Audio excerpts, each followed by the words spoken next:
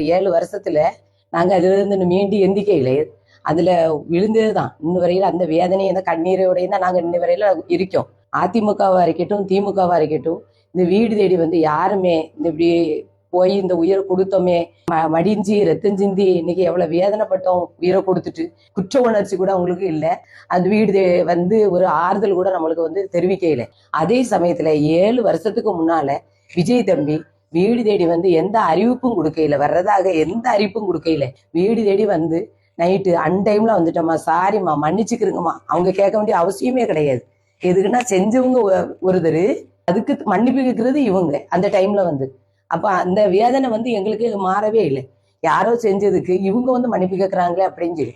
அதனால இன்னைக்கு விஜய் தம்பி வந்து அரசியலுக்கு வருதுன்னா நாங்க வரவேற்கிறோம். எதுக்குன்னா எங்களுக்கு ஒரு புது மாற்றம் வரணும். நாங்க பாதிக்கப்பட்ட மாதிரி யாரும் வந்து பாதிப்பு படக்கூடாது. எங்களுடைய வேதனை எங்களுடைய முடியட்டும்.